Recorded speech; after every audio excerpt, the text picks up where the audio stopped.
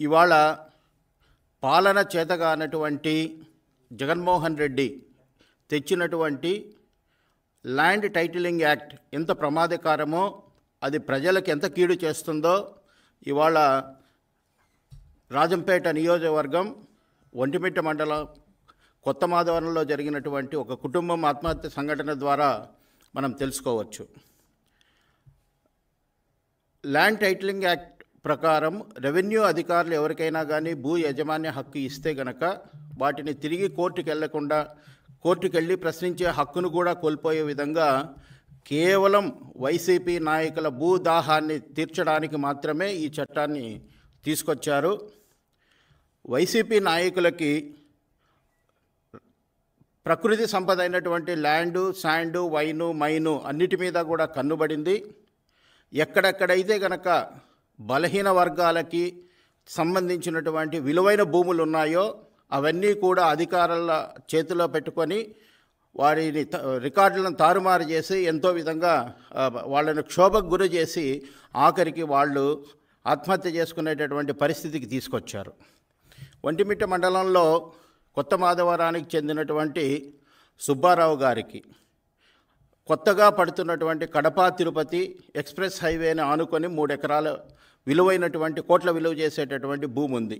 దానిపైన కన్ను వేసినటువంటి వైసీపీ నాయకులు ఆ రికార్డులలో ఎంఆర్ఓకు లంచం ఇచ్చి రికార్డులలో నేమ్ ట్యాంపరింగ్ చేసుకొని ల్యాండ్ టైటిలింగ్లో వారి పేరు నమోదు చేసుకోవడం జరిగింది.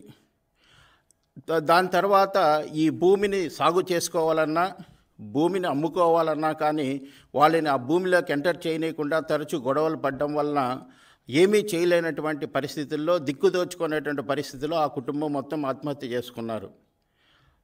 వారి యొక్క సూసైడ్ నోట్ను కనుక మనం గమనించినట్లయితే కనుక వాళ్ళ బంధువులు ఇచ్చినటువంటి సూసైడ్ నోట్ ప్రకారం సూసైడ్ నోట్ని యథావిధిగా చదువుతున్నాను.